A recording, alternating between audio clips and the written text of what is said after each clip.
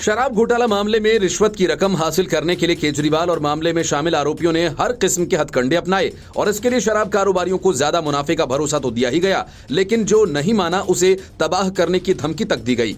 मतलब ये कि शराब कारोबारी आराम से इस साजिश में शामिल हो तो ठीक, नहीं तो उसे अपने साथ शामिल होने के लिए मजबूर किया गया और जबरन रिश्वत की रकम वसूली गई। इस बात का खुलासा सीबीआई ने कोर्ट में के कविता को रिमांड पर लेने के दौरान किया।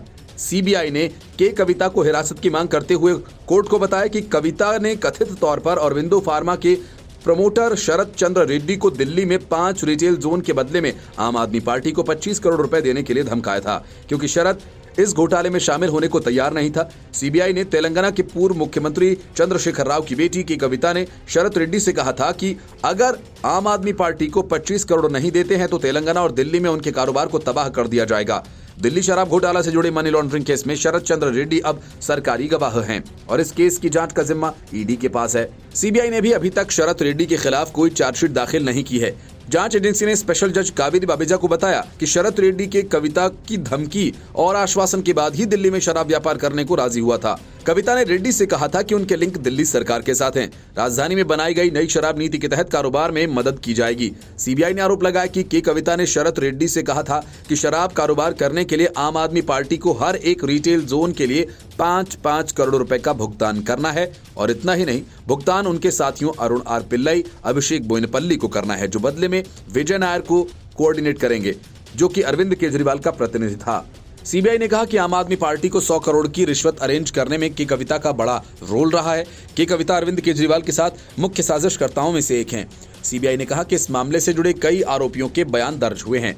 होटल ताज में हुई बैठक मार्च-मई 2021 में जब आबकारी नीति बनाने की प्रक्रिया जारी थी, उस वक्त अरुण पिल्लई, बुच्ची बाबू, बोयनपल्ली ये सब दिल्ली में होटल ताज में ठहरे हुए थे। इतना ही नहीं, विजय नायर के कविता के संपर्क में था।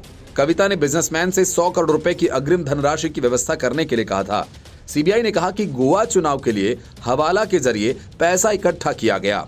हवाला कारोबारियों के बयानों से करीब 12 करोड़ गोवा भेजे जाने के पक्के सबूत भी हाथ लगे हैं। हमने व्हाट्सएप चैट भी फाइल की है। ये धनराशि गोवा में आम आदमी पार्टी से जुड़े एक व्यक्ति को प्राप्त हुई है। Bureau report, news of India. Arvind Kejriwal की गिरफ्तारी और फिर उन पर लग रहे रिश्वतखोरी के आरोपों से आम आदमी पार्टी अंदर ही अंदर सुलग रही है।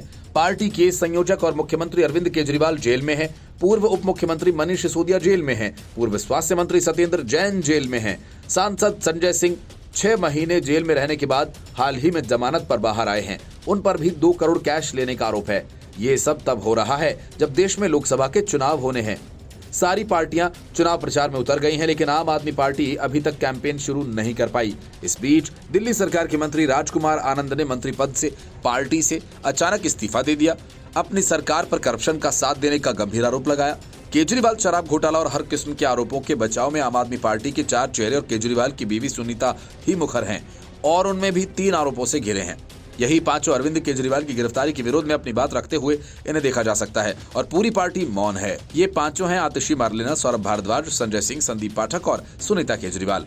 आतिशी और सौरभ भारद्वाज दिल्ली सरकार में मंत्री हैं, तो वहीं संजय सिंह सांसद आम आदमी पार्टी से शुरू से ही जुड़े रहे हैं। लेकिन ऐसा नहीं है कि आम आदमी पार्टी के पास नेताओं की कमी है। पार्टी के पास 10 सांसद हैं और ये सभी राज्यसभा के ही हैं, लेकिन ज्यादातर इस समय गायब हैं। उनकी ये चुप्पी कई सवाल सियासी हलकों में खड़ा कर रही है। पार्टी का सबसे बड़ा संकट काल चल रहा है और ये लोग या तो जानबूझकर किसी खौफ से चुप हैं या फिर पार्टी की गिरती छवि के साथ खुद को दूर रखना चाहते हैं। हालांकि सबके पास दिल्ली में न होने की अपनी अपनी वजह है, लेकिन ये वजह क्या कि उस वक्त मायने रखती है जब वो पार्टी मुसीबत में हो। क्या उन्हें सांसद बनाया ये सभी लोग शुरुआत से आम आदमी पार्टी के साथ नहीं जुड़े हैं, बल्कि ज्यादातर ने कुछ समय पहले ही आम आदमी पार्टी ज्वाइन की है। आतिशी राष्ट्रपति शासन लगाए जाने की साजिश रचने का आरोप लगा रही हैं। तो मनीष सिसोदिया ने चुनाव प्रचार करने के लिए अंतरिम जमानत के लिए कोर्ट का दरवाजा खटखटाया, लेकिन जो सांसद और विधायक बाहर है वे सब के सब इस मुश्किल घड़ी में गायब हैं। वे इतनी मुखरता के साथ अरविंद केजरीवाल और पार्टी का साथ नहीं दे रहे। इससे आम आदमी पार्टी में टूट को लेकर सवाल खड़े हुए हैं। क्या आम आदमी पार्टी में बड़ी टूट होने वाली है? और इसी वजह से आतिशी मार्लेना ने राष्ट्रपति शासन लगाए जाने की साजिश के आरोप लगाने शुरू कर दिए ताकि मुद्दे को भटकाया जा सके। आतिशी ने कहा कि उन्हें यह पता चला है कि दिल्ली में राष्ट्रपति शासन लगाने की साजिश हो रही है। आतिशी ने अपने आरोप को साबित करने के लिए कोई लिखित या वीडियो सबूत तो प्रेस कॉन्फ्रेंस में नहीं दिया, पर यह जरूर कहा कि उन्हें ऐसा उपराज्यपाल के व्यवहार की वजह से लगा। उन्होंने कहा कि दिल्ली में वरिष्ठ अधिकारियों की तैनाती नहीं हो रही, जबकि कई पद खाली हैं। साथ ही उपराज्यपाल लगातार केंद्र सरकार को पत्र लिखकर राज्य सरकार की शिकायतें कर रहे हैं। आतिशी ने मंत्री पद से राजकुमार आनंद के इस्तीफे को भी बीजेपी की इस साजिश का हिस्सा करार दिया। Report news of India. Arvind Kejriwal के गिरफ्तार होने के ठीक अगले दिन आतिशी मार्लेना ने यह कहकर रायता फैलाया कि अरविंद केजरीवाल का ब्लड शुगर खतरनाक स्थिति में जा पहुंचा है। तिहाड़ जेल प्रशासन ने हेल्थ बुलेटिन जारी कर बताया कि कुछ नहीं हुआ, सब ठीक है। इसके कुछ दिनों बाद आतिशी ने फिर हंगामा खड़ा कर दिया। केजरीवाल का वजन 5 किलो कम हो गया। जेल प्रशासन ने फिर बताया मुफ्त की रोटी तोड़कर केजरीवाल मुस्टंडा हो गया है, वजन पहले से 1 किलो बढ़ गया है। उसके बाद संजय सिंह जमानत पर बाहर आए और जेल को गैस चैम्बर बनाने की बात करने लगे। तो कभी कुछ तो कभी कुछ। अब संजय सिंह ने कहा कि तिहाड़ जेल प्रशासन दिल्ली के मुख्यमंत्री अरविंद केजरीवाल के साथ अमानवीय व्यवहार कर रहा है। उन्होंने दावा किया कि अरविंद केजरीवाल की पत्नी की मुलाकात फेस टू फेस नहीं कराई जा रही। दोनों की मुलाकात कराते वक्त बीच में जंगला होता है, जबकि दिल्ली की जेल में खूंखार अपराधियों की मुलाकात भी बैरक में कराई जाती है। संजय सिंह ने आरोप लगाया कि पंजाब के मुख्यमंत्री भगवंत मान और मेरी मुलाकात होनी थी, लेकिन अचानक मेल भेजकर उसे कैंसिल कर दिया जाता है। हवाला दिया जाता है सुरक्षा कारणों का, जबकि हम लोगों को 4152 टोकन नंबर जारी किया गया था। मैं दिल्ली का सांसद हूं, लेकिन मुझे भी मिलने की इजाजत नहीं दी जा रही है। इसी जेल में सुब्रत राय व चंद्रा ब्रदर्स को बाकायदा बैठक करने की इजाजत दी थी। जिसे चाहते थे उससे मिल लिया करते थे, वे कागजात भी साइन करते थे। सुब्रत राय को इंटरनेट और फोन कॉल तक की अनुमति दी गई थी। मतलब संजय सिंह ने केजरीवाल की तुलना सुब्रत रॉय से की, जिस पर निवेशकों का पैसा वापस नहीं लौटाने का आरोप था। ये बताना जरूरी है कि सुप्रीम कोर्ट ने सुब्रत रॉय को जेल में ये सारी सुविधाएं इसलिए प्रदान की थी ताकि वो जेल में बैठकर अपनी परिसंपत्तियां बेच सके, ताकि उस पैसे से निवेशकों के बकाया का भुगतान किया जा सके। लेकिन केजरीवाल के साथ ऐसी कोई वजह नहीं है। संजय आम आदमी पार्टी की ओर से मंशा यह है कि केजरीवाल का एक दफ्तर तिहाड़ जेल में बने और वहीं से फाइल्स पर दस्तखत हो सके, सरकार को निर्देश दे सके, वीडियो कॉन्फ्रेंसिंग के जरिए कैबिनेट की मीटिंग कर सकें। संजय सिंह ने कहा कि जेल का नियम 602 और 605 ये कहता है कि किसी की भी मुलाकात आमने सामने करवाई जा सकती है। अरविंद केजरीवाल का परिवार चिंतित और परेशान है। माँ बाप दोनों बीमार हैं। अब अरविंद केजरीवाल की पत्नी मुलाकात के लिए आवेदन करती है तो उन्हें कहा जाता है कि आप आमने सामने नहीं मिलेंगे, बल्कि जंगले में मिलेंगे। इतना अमानवीय व्यवहार। इससे पहले अरविंद केजरीवाल की पत्नी सुनीता केजरीवाल और उनके पूर्व निजी सचिव विभव कुमार ने मंगलवार 9 अप्रैल को तिहाड़ जेल में केजरीवाल से मुलाकात की थी। तिहाड़ जेल में सुनीता की केजरीवाल के साथ पहली व्यक्तिगत मुलाकात थी। हालांकि अब तक ये और परिवार के अन्य सदस्य मुख्यमंत्री केजरीवाल के वीडियो कॉल फोन पर बात करते रहे हैं। केजरीवाल की पत्नी सुनीता केजरीवाल और उनके निजी सचिव विभव कुमार तिहाड़ जेल के मुलाकात जंगला में उनसे मिले थे। जेल प्रशासन ने उन्हें आधे घंटे के लिए मुलाकात की अनुमति दी थी। जेल नियमों के अनुसार एक कैदी सप्ताह में 2 बार आगंतुकों के साथ आमने सामने या वीडियो कॉन्फ्रेंसिंग के माध्यम से मिल सकता है। बैठक से पहले एक ऐसे विजिटर का नाम बताना होता है। मुलाकात जंगला एक लोहे की जाली है जो जेल के अंदर एक कमरे में होती है, जहां कैदी और विजिटर जाली के दोनों तरफ खड़े होकर एक दूसरे से मुलाकात करते हैं। ये रिपोर्ट न्यूज़ ऑफ इंडिया। जमानत पर जेल से बाहर आते ही संजय सिंह ने उछल कूद मचाना शुरू कर दिया। कल तक आतिशी मार्लेना और सौरभ भारद्वाज एक ही बात को बारी बारी से कहकर हंगामा मचाते थे, लेकिन संजय सिंह ने बाहर आते ही दोनों का रंग फीका कर दिया। कभी केजरीवाल के साथ अत्याचार किए जाने के आरोप लगाना, तो कभी यह कहना कि जेल में सुनीता केजरीवाल को फेस टू फेस नहीं मिलने दिया जा रहा। हालांकि ये बात सुनीता केजरीवाल खुद कह सकती थी और हमदर्दी हासिल करने की कोशिश कर रही थी, लेकिन सुनीता केजरीवाल की तरफ से संजय सिंह बयान देने लगे। केजरीवाल के माता पिता की जानकारी मीडिया से वे शेयर करने लगे, तो फिर संजय सिंह पर सवाल उठने भी लगे। इसकी वजह यह कि अरविंद केजरीवाल खुद संजय सिंह से नहीं मिलना चाहते। सूत्रों का कहना है कि जब संजय सिंह भगवंत मान के साथ केजरीवाल से मिलने जाने वाले थे, तब उनकी मुलाकात रद्द कर दी गई। इस बात को खुद संजय सिंह भी गा गा कर सबको बता चुके हैं। संजय सिंह को अब तक केजरीवाल से मिलने की इजाजत नहीं मिली, लेकिन भगवंत मान का मिलना फिक्स हो गया। मतलब भगवंत मान अकेले ही केजरीवाल से मिलेंगे, संजय सिंह से नहीं।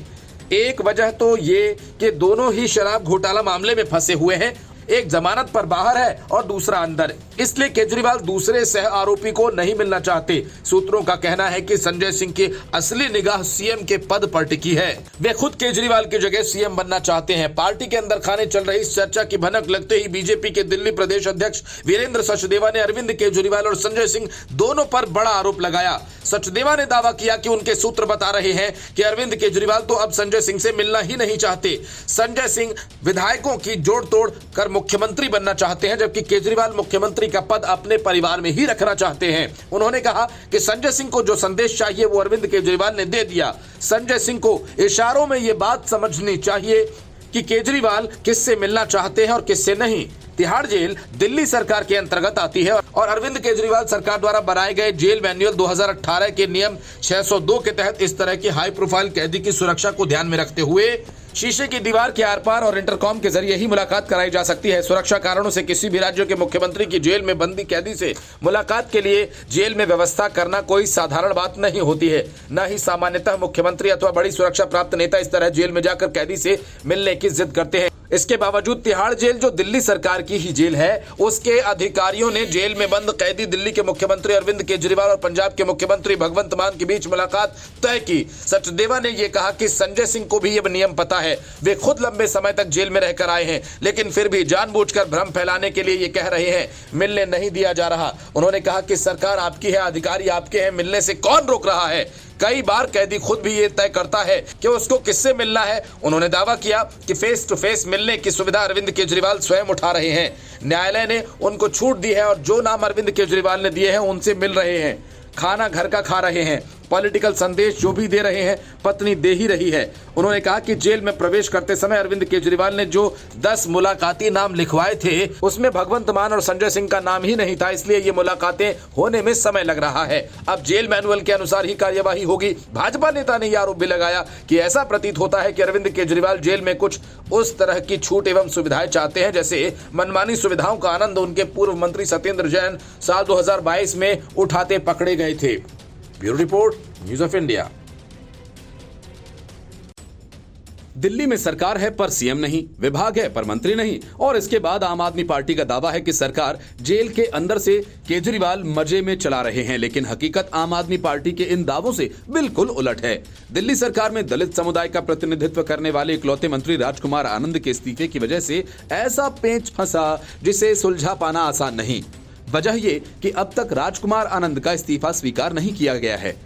मंत्री को इस्तीफा दिए 2 दिन हो गए हैं। अरविंद केजरीवाल जेल में हैं। नियम ये कहता है कि अगर कोई मंत्री अपना इस्तीफा देता है तो सिर्फ सीएम ही उसे स्वीकार करके फाइल उपराज्यपाल को भेजते हैं और फिर उपराज्यपाल उसे राष्ट्रपति के पास, तब जाकर इस्तीफे को स्वीकार करने की प्रक्रिया पूरी होती है।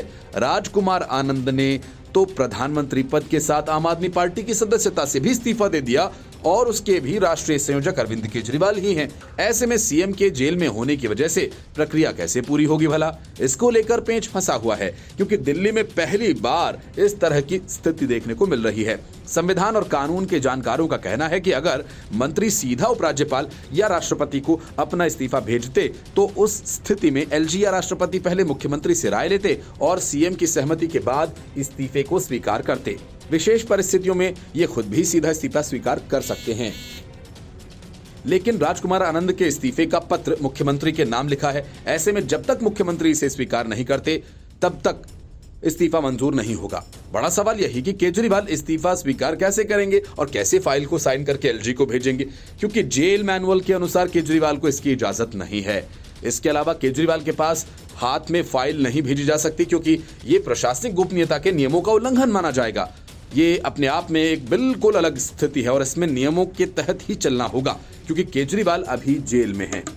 इसलिए जब तक वो जेल से बाहर नहीं आ जाते या संवैधानिक, प्रशासनिक और कानूनी रूप से कोई वैकल्पिक व्यवस्था नहीं बनती, तब तक इस्तीफा मंजूर नहीं माना जाएगा। ये संवैधानिक संकट है। लेकिन आतिशी मरलेना ऐसे ही हवाई बातें कर रही हैं और वो कहती हैं कि कोई संवैधानिक संकट नहीं है। दिल्ली में संवैधानिक संकट का हवा खड़ा किया जा रहा है ताकि राष्ट्रपति शासन लागू किया जा सके। इस्तीफे के बाद दिए गए बयानों को आधार बनाकर उनके खिलाफ पार्टी विरोधी गतिविधियों के तहत कार्रवाई करने पर विचार किया जा रहा है। अगर पार्टी और सरकार सिफारिश करती है तो फिर आनंद के खिलाफ दल बदल कानून के तहत कार्रवाई करते हुए उन्हें विधानसभा से सस्पेंड किया जा सकता है। लेकिन बड़ा सवाल ये कि वो सिफारिश कौन करेगा।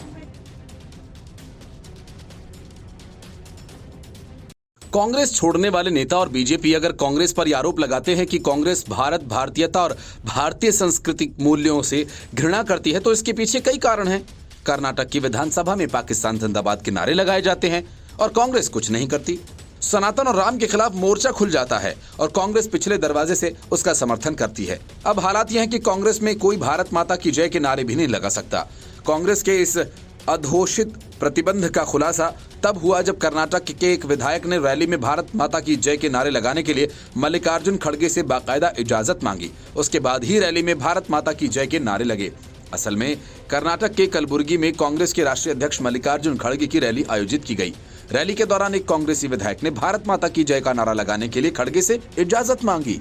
इस घटना के बाद सियासी हंगामा खड़ा हो गया। वीडियो सोशल मीडिया पर वायरल होने के बाद बीजेपी ने बिना देर किए कांग्रेस पर हमला बोला। कार्यक्रम के दौरान कांग्रेस के विधायक लक्ष्मण सावदी ने भीड़ को संबोधित करते हुए कहा कि मुझे उम्मीद है कि खड़गे साहब इसे गलत नहीं समझेंगे। मैं भारत माता की जय कहूंगा और आप जोर से उसे दोहराएंगे। कर्नाटक भाजपा अध्यक्ष BY विजयेंद्र ने इस घटना पर निराशा व्यक्त की है। उन्होंने इस घटना को कांग्रेस के भीतर की सांस्कृतिक विभाजन करार दिया और आरोप लगाया कि देशभक्ति व्यक्त करने और भारत माता की प्रशंसा करने को कांग्रेस के भीतर अपराध बोध और स्पष्टीकरण का सामना करना पड़ता है। उन्होंने दावा किया कि भाजपा राष्ट्रवादी आदर्शों के प्रति अटूट प्रतिबद्ध है। कांग्रेस नेता दोषी महसूस करता है, इसलिए वो पार्टी प्रमुख को नारा लगाने के बारे में अपना रुख स्पष्ट करना चाहता है। उन्होंने कहा कि आज की घटना इस बात को साबित करती है कि कांग्रेस की देशभक्ति साबित करने की लक्ष्मण सावदी की कोशिश एक बहुत ही निरर्थक प्रयास है। इस मामले में भाजपा से कांग्रेस की तुलना भाजपा से नहीं की जा सकती। भाजपा ने देशभक्ति के सिद्धांतों को आत्मसात कर लिया है। कर्नाटक में नेता प्रतिपक्ष R अशोक ने भी इसकी आलोचना की। उन्होंने दावा किया कि उनकी हिचकिचाहट प्रियांक खड़गे को पाकिस्तान जिंदाबाद के नारे लगाने वालों की वकालत करते हुए देखने से उपजी है। Bureau report, news of India.